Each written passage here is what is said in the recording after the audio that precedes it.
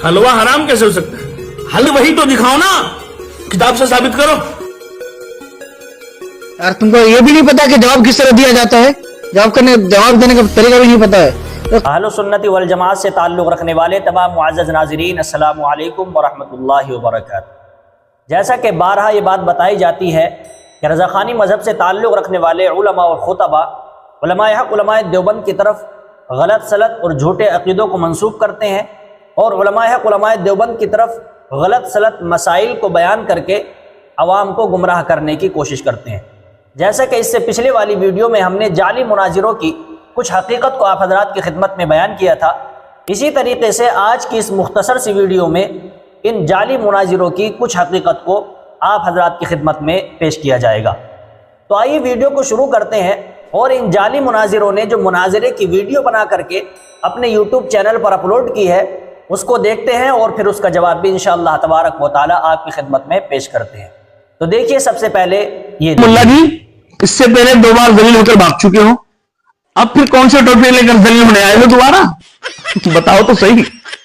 अच्छा सवाल करो, कोई बात नहीं। सवाल? अरे क्या बताएं, अभी शाबान का महीना शुरू होने वाला है। इसी शाबान में 15वीं शाबान की रात जब आएगी, पता नहीं उस रात में क्या दिख जाता है तुम लोग को। उस रात को बरकत वाली रात समझते हो, मुबारक रात, खास रात समझते हो। अरे भाई, इसका कोई सबूत है? मुबारक होना जो समझते हो, बाबरकत समझते हो, बरकत वाली रात, इसके फजीलत पर कोई सबूत है? कुरान और हदीस में इसका कहीं जिक्र है कि ये रात मुबारक है, खास है?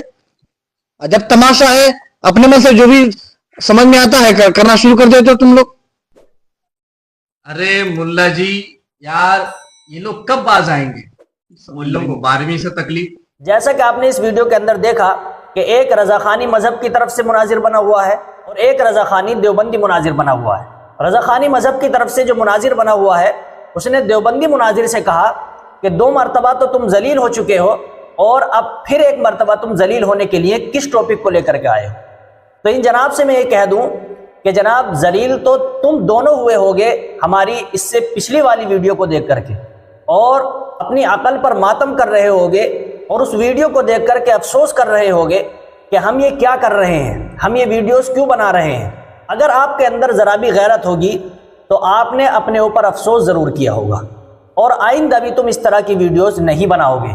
और जो देवबंदी मुनाजिर बना हुआ है उसने आगे कहा शब बारात के मुतालिक कि जब शब बारात आती है, शाबानुल मुअज़्ज़म का महीना आता है, तो तुम इस शब बारात की फजीलत बयान करते हो, इस शब बारात को फजीलत वाली रात, अज़मत वाली रात और बाबरकत रात समझते हो, इसका क्या सबूत है?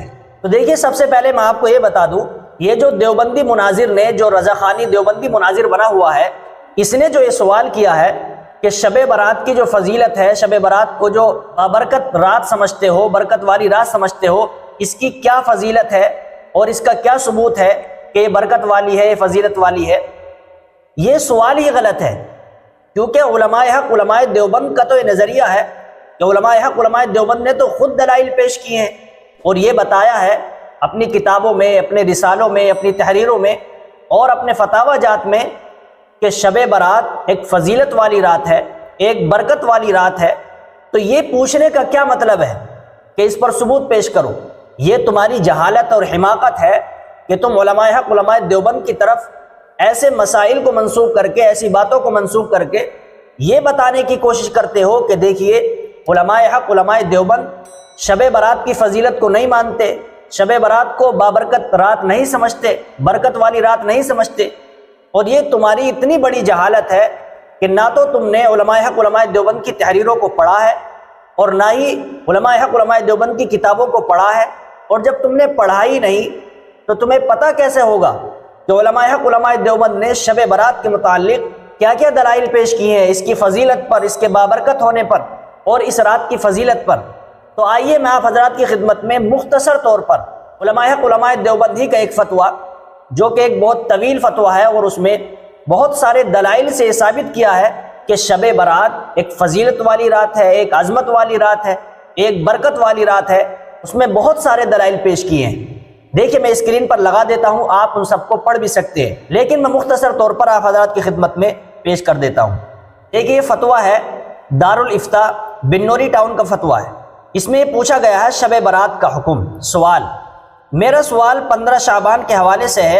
اہل سنت شعبان کی 15ویں شب کو مسنون اعمال بجا لاتے ہیں، لیکن آج کل بعض لوگ بحث میں الجھتے رہتے ہیں۔ 15 شعبان کی شرعی لحاظ سے کیا حیثیت ہے اور اس شب کے بارے میں کیا روایات وارد ہوئی ہیں؟ اگر اس حوالے سے کوئی تحریر ہو تو براہ کرم اس کی طرف رہنمائی فرمائیں۔ دیکھیں، شب برات کے متعلق سوال کیا گیا ہے۔ فرماتے ہیں جواب، شعبان کی 15ویں شب شب برات کہلاتی ہے، یعنی وہ رات جس میں مخلوق کو گناہوں سے بری کر دیا جاتا ہے۔ یعنی اگر شب برات فضیلت والی رات نہ ہوتی اور علماء حق علماء دیوبند کے نزدیک یہ برکت والی رات نہ ہوتی تو پھر اس رات کو یہ نہ کہا جاتا کہ اس میں مخلوق کو گناہوں سے بری کر دیا جاتا ہے۔ آگے لکھتے ہیں تقریباً 10 صحابہ کرام سے اس رات کے متعلق احادیث منقول ہیں۔ 10 صحابہ کرام سے آپ اسی سے اندازہ لگا سکتے ہیں کہ علماء حق علماء دیوبند کے نزدیک شب برات فضیلت والی رات ہے یا نہیں، برکت والی رات ہے یا نہیں ہے۔ اسکرین پر میں نے یہ لگا دیا ہے، آپ اس کو پڑھ بھی سکتے ہیں۔ دیکھیں، ایک دو حدیث میں آپ حضرات کی خدمت میں پڑھ دیتا ہوں۔ لکھتے ہیں کہ اسی طرح ایک روایت میں ہے کہ اس رات میں تمام مخلوق کی مغفرت کر دی جاتی ہے سوائے 7 اشخاص کے۔ وہ یہ ہیں: مشرک، والدین کا نافرمان، کینہ پرور، شرابی، قاتل، شلوار کو ٹخنوں سے نیچے لٹکانے والا اور چغل خور۔ ان 7 افراد کی اس عظیم رات میں بھی مغفرت نہیں ہوتی جب تک کہ یہ اپنے جرائم سے توبہ نہ کر لیں۔ اور بھی روایات ہیں، میں نے اسکرین پر فوٹو لگا دی ہے، آپ ان کو پڑھ سکتے ہیں۔ تو دیکھیے، یہ بات علماء حق علماء دیوبند کی طرف منسوب کرنا کہ یہ شب برات کی فضیلت کو نہیں مانتے، شب برات کو برکت والی رات نہیں سمجھتے، یہ سراسر جھوٹ ہے اور علماء حق علماء دیوبند پر یہ الزام ہے۔ اب آپ کو اس کی حقیقت بالکل معلوم ہو گئی ہوگی کہ علماء حق علماء دیوبند کے نزدیک شب برات کی کیا فضیلت ہے اور یہ جعلی مناظر رضاخانی علماء حق علماء دیوبند کی طرف کیا منسوب کرنے کی کوشش کر رہے ہیں۔ اب آگے دیکھیے کیا کہتے ہیں۔ لگتا ہے میری حسد مان گئے۔